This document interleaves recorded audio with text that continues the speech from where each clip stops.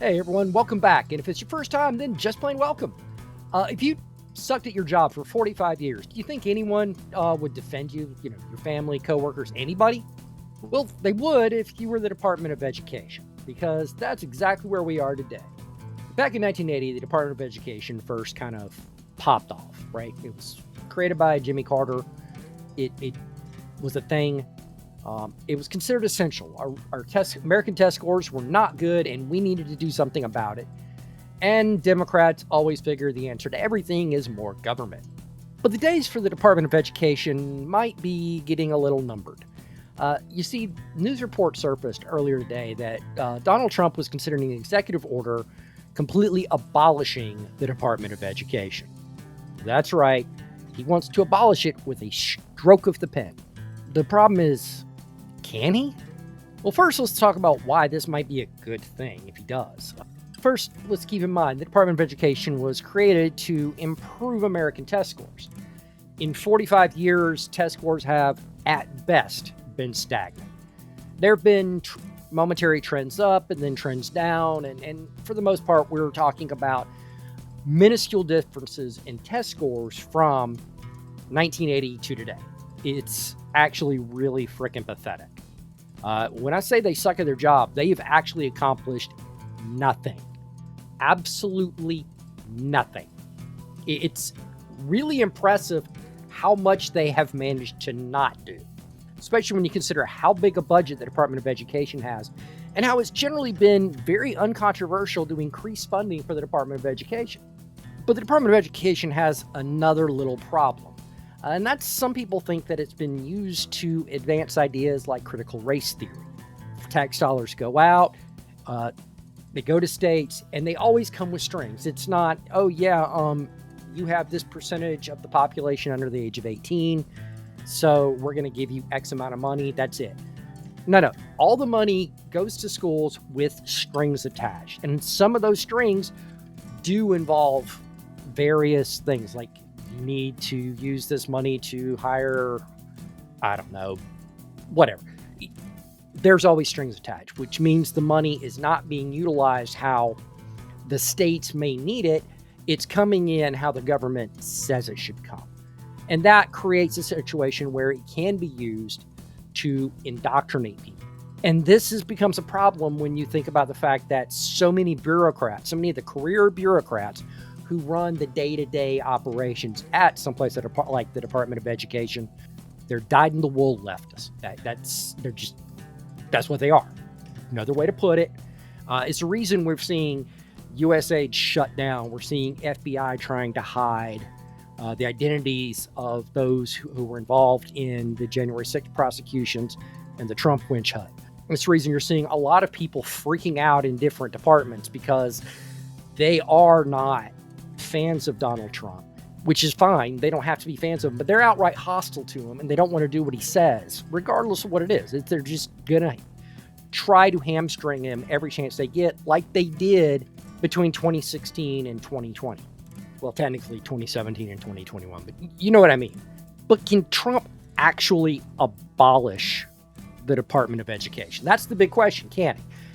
And the short answer is no. It was created by an act of Congress, which means Congress has to dismantle it. It has to abolish it.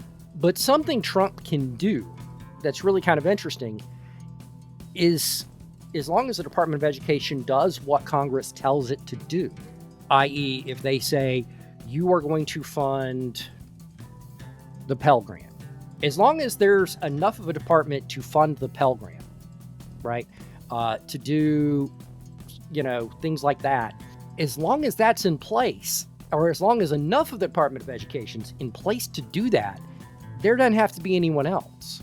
Right? What I mean is he can gut the Department of Education down to bare bones to where they can only accomplish their congressionally mandated duties. This would create a situation where, yeah, you still have a Department of Education, but it would be a shadow of its former self. But that then asks, or more accurately, should Congress abolish the Department of Education? And the answer is, yeah, they really should. First of all, As I said, they failed. Their job was to raise test scores, and test scores are the exact same. Well, the test scores have remained stagnant. The problem is everybody else's test scores have gotten better, right? Right. Let's think about it. If something stays the same and everything else is improving, before long, this thing that was so great at one time is now bottom tier trash. It's true of, like, say, cars. If you have a car that has an acceleration that's in this certain range, in 0 to 60 seconds, at one time it could be the top of the heap. But unless you improve that model, unless you improve that acceleration, at some point it's going to be surpassed to such a degree it's meaningless. It's nothing now. It's not impressive. It might have been impressive then. It's not anymore. Well, our test scores weren't that impressive to start with, and everybody's just started surpassing us more and more. Nothing has changed. They have not accomplished anything. So yeah, Congress should totally get rid of the Department of Education. It also creates a bit of a boondoggle where there's a lot of money being spent on things that aren't directly the mission. Right? The Department of Education has a massive budget. In fact, their budget is somewhere around $270 billion, right? $270 billion. A lot of that is what we would think of as overhead, right? It's all the pay and benefits for employees that sit there and make sure schools are complying with diversity requirements, or that every I is dotted on paperwork and grant paperwork.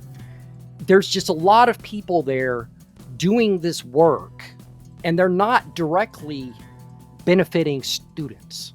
What I mean is that there's a certain amount of bureaucracy within the bureaucracy, right? It's people who want to accomplish their mission have to deal with other bureaucrats who stifle that mission in some way, shape, or form. At a certain point, any bureaucracy starts to exist purely for the benefit of the bureaucracy itself. Parnell's iron law of bureaucracy.